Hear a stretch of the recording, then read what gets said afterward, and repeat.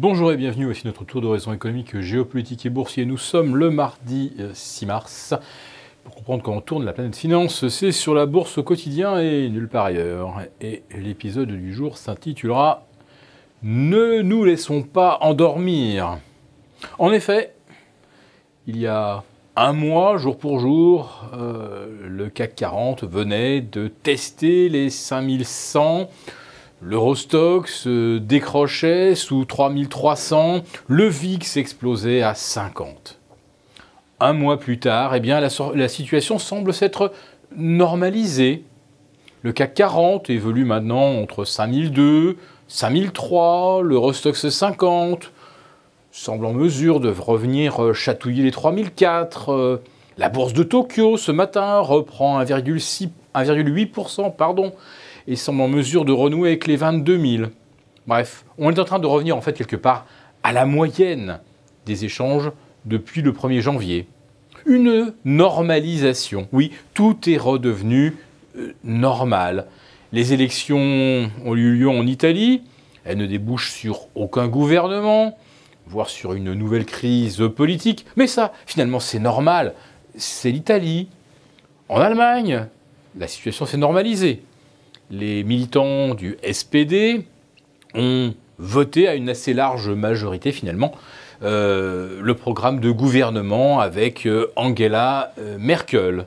Aux États-Unis, Donald Trump menace, mais finalement, mettra-t-il ces menaces à exécution ? C'est du bluff. Le Congrès américain, d'ailleurs, n'a pas tardé à réagir en disant à Donald Trump que ce n'était pas une bonne idée de renégocier l'ALENA, en faisant savoir par avance que ça sera de toute façon en faveur des États-Unis, comme si ça pouvait être purement unilatéral. Donc M. Trump bluffe, et on va dire qu'on connaîtra le retour à la normale des tractations commerciales entre les États-Unis, le Canada, le Mexique, etc. Les taux, là aussi, c'est redevenu normal. Regardez, depuis le 5-6 février dernier, eh bien, le 10 ans n'a guère progressé. On le voit osciller autour de 2,80. Il n'a pas atteint les 3. Le 30 ans, lui, il n'a pas atteint les 3,30. Alors, il n'y a que le 2 ans qui, lui, continue de pousser en direction des 2,25. Bon.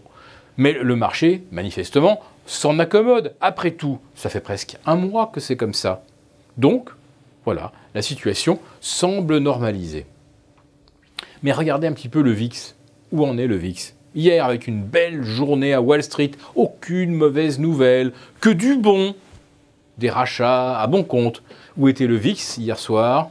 Eh bien, à 18,70. Il a bien tenté de revenir en dessous de 18, mais il n'y est pas parvenu. Les 18, bien sûr, c'est la moyenne historique.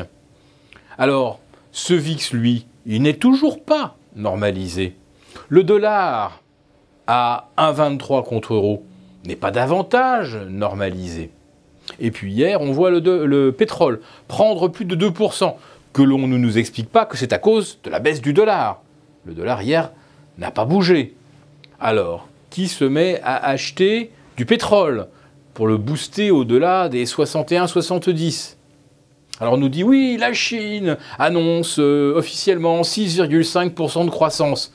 La belle affaire, on était à 6,7 l'année dernière. Alors est-ce que c'est un argument convaincant pour nous expliquer que la Chine provoque une tension sur le pétrole ? Pas vraiment. Alors, autre nouvelle venant de la Chine. L'organisme bancaire central décide de réduire de 20% les provisions pour créances douteuses. Alors qu'est-ce que ça signifie ? Soit que c'est du bluff, soit que la Chine en a déjà, comme on dit, éclusé un certain nombre, c'est-à-dire épongé les pertes d'entreprises qui étaient des véritables zombies en survie artificielle. Oui, mais là, on s'éloigne de la question pétrolière. Ce n'est pas en réduisant les provisionnements en Chine que l'on va déduire que cela va entraîner un surcroît de demande.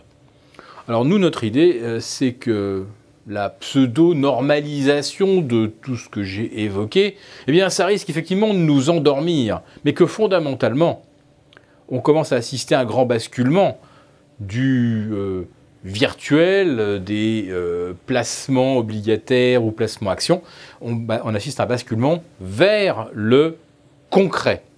Et en ce qui concerne le VIX, eh bien, vous constatez que là, le VIX n'a pas réussi à retrouver des niveaux encourageants des achats moyens ou long terme.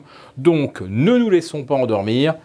Profitons du nouveau rebond des marchés pour recommencer à envisager des positions offensives à la baisse sur le CAC vers 5250, sur l'Eurostoxx 50 aux alentours de 3004 et sur le Dow Jones aux alentours de 25 000.